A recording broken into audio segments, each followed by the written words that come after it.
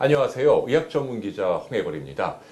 서울수면센터 한진규 원장님 모셨습니다. 안녕하세요, 선생님. 네, 안녕하세요. 네, 반갑습니다. 네, 반갑습니다. 네. 네.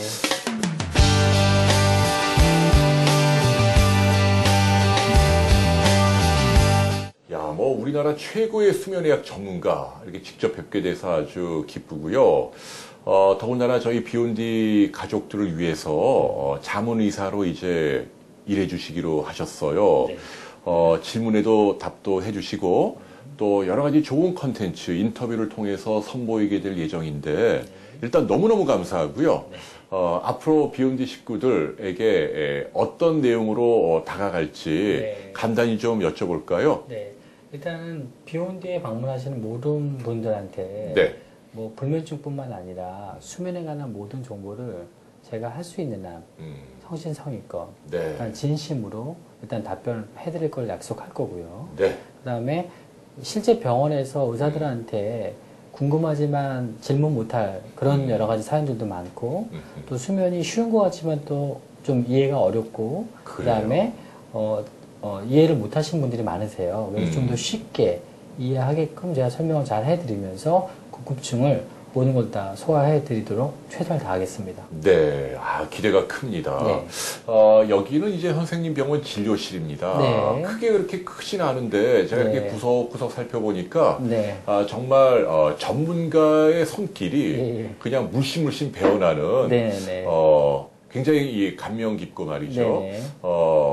환자들을 잘 케어해 주실 것 같고 예. 알다시피 불면증이라는 게 굉장히 고통스럽잖아요. 예. 잠을 못 자는 고통. 네네네. 병원을 선생님께서 이렇게 전문적으로 네. 설립하시게 된 계기부터 좀 여쭙고 네. 싶어요. 일단은 수면 장애 환자들이 어떤 하나의 질환으로 우리가 수면 장애를 아는 게 아닙니다. 어떠신 분은 뭐 정신과적으로도 문제가 있어서 잠이 안 오시겠지만 어떠신 분들은 이비인후과 질환 때문에도 못 주무실 수도 있고 어떠신 분은 신경과 질환, 뭐 내과 질환 때문에도 잠을 못 주무실 수가 있죠. 그래서 이 어느 한과를 가서 수면 장애를 치료하기는 어렵기 때문에 저희 병원 특징은 원스톱으로 오셔서 여러 과 선생님들이 한 번에 진료하면서 빠른 시간 내에 그 원인을 찾아서 치료를 하게끔 시스템이 갖춰져 있는 유일한 병원이고요. 저희가 방이 많아요. 그러게요. 이게 좀 방이 많아서 이렇게 칸이 많이 쳐져 있는데 우리나라에서는 가장 큽니다. 이게 수면검사가 지금 6배대로 운영되고 있고요. 대학병원 포함해서도 가장 큰 규모고요. 그렇군요. 예, 그 다음에 지금 더 익스텐션 돼서 확장되면 아마 아시아에서 가장 크지 않을까. 그래요. 생각이 들고 이 건물 통째로 지금 저희가 수면만을 쓰고 있기 때문에 이 층별로 다 지금 과가 나눠져 있는 거예요. 근데 지금 저는 2층에 지금 있고 2층에 진료실을 보고 있는 겁니다. 그러네요. 예, 그래서 4층에 수술실이 따로 있고 이비인후과 팀도 4층에 따로 있고요. 그다음에 심지어는 약국까지 병원에 수면 전문 약국까지 같이 있기 때문에요. 그래요. 예, 수면 환자들이 오셨을 때 진료뿐만 수술뿐만 심지어 약 타는 것까지 한 곳에서 이루어질 수 있는 유일한 공원이라고 이해하시면 될 것 같습니다. 네, 저는 큰 대학병원만 봐서 그런지 이게 아담한 건물 하나가 있었는데 말씀 듣고 보니까 층별로 이렇게 약국까지 다 있고 규모로 보면 수면 전문 병원 가운데서는 국내에서 가장 큰 규모다 그런 얘기시네요. 그리고 원스톱으로 수면과 연관된 모든 진료 과목에 서비스가 가능하다. 네. 수면이라는 게 어려운 분야죠. 어렵죠. 불면증 치료 이런 분야가. 그런데 사실은 의학의 여러 전문 과목에서 좀 약간 덜 전문적인 치료가 이루어져 왔던 면은 좀 있는 것 같고요. 맞아요. 그런데 제대로 전문가로서 이쪽만을 특화돼서 치료를 하시는 거죠? 네. 저희는 수면만 치료하고 있습니다. 다른 정신과, 다른 이비인후과, 다른 신경과 쪽은 안 한다는 얘기예요? 오직 수면만? 오직 수면만. 네. 주로 오시는 분은 불면증 환자들인가요? 생각 외로 가장 많으신 분들은 불면증 환자도 많지만 졸려하는 환자들이 좀 많이 늘어났어요. 그게 이제 이 수면 클리닉이 수면에 대해서 후진국일수록 불면증이 수면 장애로 많이 오세요. 근데 수면이 선진국인 나라는 피곤하고 졸려온 사람이 수면장애인 걸 알고 그 인구가 더 많거든요. 이야, 이 병원도 그렇습니까? 예, 그런 추세로 지금 바뀌고 있습니다. 좀 선진화가 되고 있는 거죠. 야, 그러니까 졸립고 나른하고 피곤하고 이런 분들이 또 오히려 치료 대상이 된다는 얘기네요. 그렇죠. 그래서 우리가 불면증 환자들은 너무 고통이 스스로가 힘들어서 병원을 찾게 되고요. 그다음에 이제 피곤하고 그다음 집중이 안 되고 항상 힘들어하시는 분들은 병인 줄 몰라서 못 오시는 거죠. 근데 그게 워낙 내가 수면 시간이 짧고 일이 바쁘다 보니까 피곤하겠지라고 생각을 하고 있다가 이제 그런 사람들이 이제 수면 장애로 인식되는 순간 그 인구수는 훨씬 더 많다고 이해하시면 될 것 같아요. 그러네요. 예. 아, 선진국일수록 오히려 그런 분들이 더 많다는 얘기네요. 네. 네. 그러면 선생님의 이 필로소피, 진료 철학, 또 이 병원의 경쟁력 이런 건 뭔가요? 일단은 수면 장애의 원인을 찾아서 그 근본을 치료하려고 최대한 노력하는 병원이 저희 병원의 마음가짐이라고 이해하시면 될 것 같습니다. 즉 잠이 안 온다고 수면제에 던져주는 게 아니라 잠이 안 올 때 왜 안 오는지 끝까지 찾아서 그 원인을 이제 치료하려고 노력하고요. 이 사람이 항상 자도 피곤했을 때 잠을 깨워주는 약을 그냥 주는 게 아니라 이 사람이 왜 피곤한지 원인을 최대한 찾아서 치료하려는 그런 네. 이제 마음가짐을 갖는 병원이 저희 병원이라고 이해하시면 될 것 같습니다. 즉 수면제를 먹던 사람을 어떻게 끊어줄까 노력하는 게 저희 병원의 일단은 하나의 철학이고 마음가짐이고요. 그 앞에 첨단을 서서 전 세계적으로 수면에 관한 가장 첨단 치료는 저희 병원에 가장 먼저 들여와서 우리 대한민국 국민한테 가장 먼저 선보이는 그런 마음을 가지고 치료를 하는 병원이라고 이해하시면 될 것 같습니다. 네, 선생님의 포부네요. 네. 수면과 관련해서는 서울수면센터 한진규 선생님이 제일 먼저 시작하겠다. 네. 네. 그럼 어떤 분들이 이 선생님 병원에 도움을 받을까요? 좀 구체적으로 좀 정돈을 해드릴까요? 일단은 요즘 가장 관심이 많은 코골이 환자들. 코골이도 포함이 되고. 예. 네. 그다음에 잠을 못 자는 불면증. 불면증, 그다음에 수면 중에 이상 행동증, 즉 뭐 이가리, 이가리, 목류병. 목유병. 그다음에 요즘 관련이 많다는 꿈행동 장애. 꿈행동 장애. 그런 건 뭐냐면 이제 나이 드신 분이 잠꼬대 하시는 거예요. 어, 그다음에 중고등학생들이 많이 졸려하는 기면증. 낮에만 이렇게 많이 졸려. 조는 거죠. 네. 학교에서 계속 엎드려 자는 애들.